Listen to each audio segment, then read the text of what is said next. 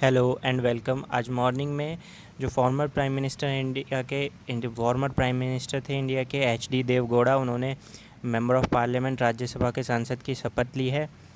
तो इसका महत्व क्या है इस चीज़ का मैं आपको बता दूं। सपोज़ आज से 10 से 15 साल बाद अगर पीएम मोदी पीएम नहीं रहते हैं और वो पर अब उन्हें पार्लियामेंट में शपथ लेने का मौका मिलता है, तो इस चीज़ को आप उस तरह से रिलेट कर सकते हैं। ये जस्ट मैंने एक एग्जांपल दिया है।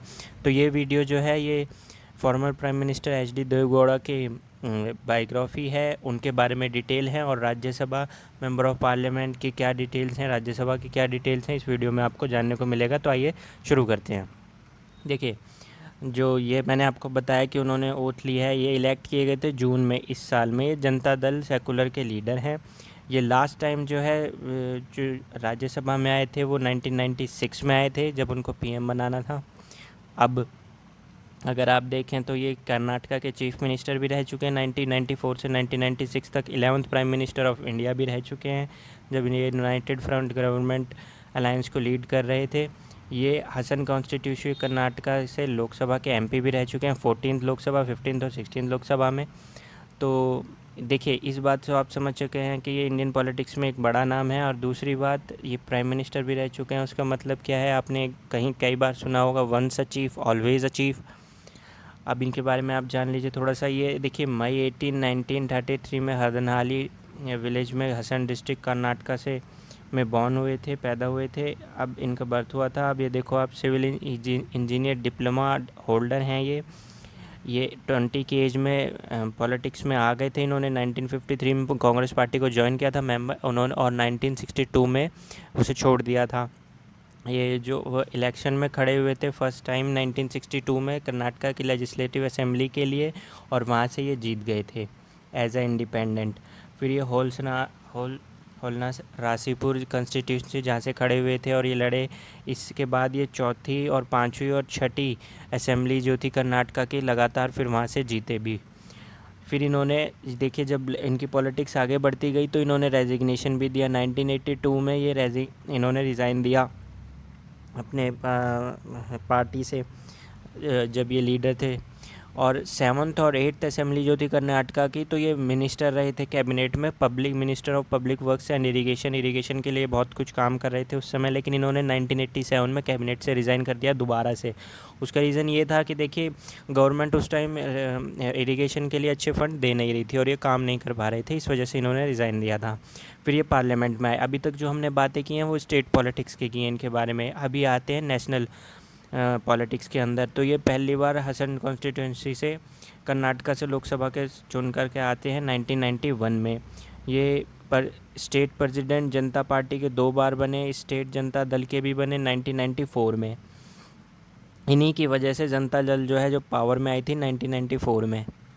और जब ये 1994 में पावर में आई तो ये जनता दल लेजिस्लेटिव पार्टी के लीडर चुने गए, और दिसंबर 11 1994 को इन्होंने 14 चीफ मिनिस्टर ऑफ कर्नाटका का ऑफिस अज्यूम किया, शपथ ली। फिर इन्होंने उसके बाद रामनगर असेंबली कॉन्स्टिट्यूंसी से इलेक्शन फाइट किया और वहाँ से वो जीत कर के आए विद बिग मेजॉरिटी। तो देखिए, जब इन्होंने रेजिग्नेशन दिया था दरअसल 82 और 87 में, तो 87 के बाद 1989 में बहुत ही बड़ा इनको डिफीट देखने को मिला था। ये 2 बार इनकी सीट सिर्फ 2 जीती थी इनकी पार्टी 222 में से, जो असेंबली की कर्नाटक असेंबली की सीट थी उस समय पर।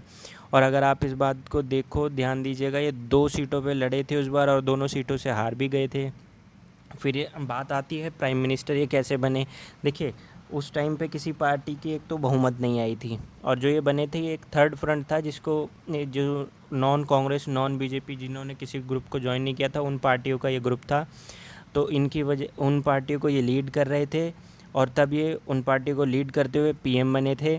इन्होंने चीफ मिनिस्टर का ऑफिस रिज़ाइन कर, उस समय थे ये चीफ मिनिस्टर, और उस समय इन्होंने चीफ मिनिस्टर का ऑफिस रिज़ाइन कर दिया था मई 30 1996 को। और फिर प्राइम मिनिस्टर बने थे 11th prime minister of India. और ये इनका टेन्योर पूरा नहीं हुआ था 5 साल का, क्योंकि बहुमत की नहीं था, अलायंस था, तो वो बस सरकार गिर गई थी, और 1 साल के तक ही ये पीएम रहे थे। तो अब हम बात करते हैं राज्यसभा की, जिसके ये मेंबर ऑफ़ पार्लियामेंट इन्होंने आज सुबह में ओथ ली है। देखिए, राज्यसभा और काउंसिल ऑफ स्टेट जो है अपर हाउस है इंडियन पार्लियामेंट का, जिसमें फ़िलहाल 245 का लिमिट है, जिसमें से कि 233 जो है वो इलेक्ट किए जाएंगे लेजिस्लेचर जो है स्टेट की या फिर यूनियन टेरिटरीज़ के स्टेट के लेजिस्लेचर द्वारा, और उनमें से 245 में से 233 ये हैं, 12 जो है वो नॉमिनेट किए जाएंगे प्रेसिडेंट के द्वारा, जिन्होंने एक्स्ट्रा ऑर्डिनरी वर्क और बड़ी अचीवमेंट पाई हो आर्ट, लिटरेचर, साइंस और सोशल सर्विसेज में। फ़िलहाल आप अगर देखो तो ये 6 साल का टर्म होता है, लोकसभा में 5 साल का होता है, ये 6 साल का होता है। चेयरमैन जो है वो वाइस प्रेसिडेंट ऑफ इंडिया होते हैं, जो अभी एम वेंकैया नायडू हैं। जो डिप्टी चेयरमैन है वो हरिवंश नारायण सिंह है, ये पहले भी थे और अभी इन्होंने कुछ समय पहले फिर से ये इलेक्ट होकर के आए हैं। जो सेक्रेटरी जनरल हैं राज्यसभा के वो देश दीपक वर्मा हैं। लीडर ऑफ द हाउस जो हैं थावरचंद गहलोत, वो बीजेपी से हैं। Deputy leader of the house जो हैं वो पीयूष गोयल, जिनकी गवर्नमेंट है बीजेपी से हैं। लीडर ऑफ द अपोजिशन जो है ये कांग्रेस से हैं, Ghulam Nabi Azad. Deputy leader of the opposition जो है ये आनंद शर्मा है, ये भी कांग्रेस से हैं। तो आप ये देखिए जो इसकी कैपेसिटी है वो मैक्सिमम 240 हो सकती है, जिसमें कि 238 इलेक्ट होंगे और 12 अपॉइंट होंगे। ये जो है article 80 of the constitution of India में लिखा गया है। राज्यसभा जो है अपर हाउस है पार्लियामेंट का, ये डिज़ोल्व नहीं किया जा सकता। जैसे कि लोकसभा में अगर किसी पार्टी की बहुमत ना हो या अलायंस की बहुमत ना हो तो वो डिज़ोल्व की जा सकती है, लेकिन यहाँ पर राज्यसभा को आप डिज़ोल्व नहीं कर सकते। हाउएवर लोकसभा की ही तरह ही राज्यसभा को प्रेसिडेंट जो है एडजर्न कर सकते, प्रोग्योर कर सकते हैं, बिल्कुल सेम। अब देखिए अगर कोई मुद्दा आता है लेजिस्लेशन को लेके, कोई टकराव हो जाता है, कॉन्फ्लिक्ट हो जाता है लोकसभा और राज्यसभा के जॉइंट सीटिंग के ऊपर, तो लोकसभा को जो है वो अपर हैंड है, उसका इन्फ्लुएंस ज़्यादा है। ऐसा नहीं कि कोई प्रायोरिटी है या कुछ, सिर्फ इस वजह से क्योंकि मेंबर वहाँ पर ज़्यादा है। वहाँ 500 प्लस मेंबर हैं और यहाँ पर 200 प्लस मेंबर हैं। जो चेयरमैन हैं राज्यसभा के, वो हमेशा एक्स ऑफिशियो चेयरमैन जो हैं राज्यसभा के, वो वाइस प्रेसिडेंट ऑफ इंडिया ही रहते हैं। उसके बाद जो डिप्टी चेयरमैन है वो मेंबर ऑफ हाउस, राज्यसभा के मेंबर जो आए हैं चुन करके उनमें से किसी एक को चुना जाता है, जो कि डे टू डे मैटर देखते हैं in the absence of president, vice president of India, यानी कि चेयरमैन ऑफ राज्यसभा। अब अगर आप देखें तो क्वालिफ़िकेशन काफ़ी हैं, लेकिन मैं आपको बेसिक डिटेल क्वालिफ़िकेशन के लिए मैं आपको बता देता हूँ। आर्टिकल 84 जो है कॉन्स्टिट्यूशन का, वो बताता है कि एक राज्यसभा के मेंबर होने के लिए आपको क्या क्वालिफाई करना होगा, क्या एलिजिबिलिटी होगी। तो राज्यसभा के मेंबर के लिए सबसे पहले आपको इंडियन सिटीज़न होना ज़रूरी है, 30 ईयर्स की एज होना ज़रूरी है। लोकसभा 25 ईयर्स हो सकता है, और जो एमएलए जो हैं वो भी 25 ईयर्स हो सकते हैं, लेकिन एमएलसी 30 ईयर्स होता है और राज्यसभा के लिए 30 ईयर्स होता है। और ये कोई ऑफिस ना होल्ड करते हो गवर्नमेंट ऑफ इंडिया का, ये तो सभी में है, और अनसाउंड माइंड से ना हो, और भी क्वालिफ़िकेशन जो प्रिस्क्राइब की गई हैं बिहाफ बाय और under any law of parliament, तो वो भी आपको पूरा करना होगा। आई होप आपको इस वीडियो में कुछ जानने को मिला होगा। आपके कोई भी डाउट हैं या क्वेरी हैं तो डिस्क्रिप्शन में ईमेल आईडी है, आप कमेंट में भी पूछ सकते हैं और उस ईमेल आईडी पर मेल से भी पूछ सकते हैं।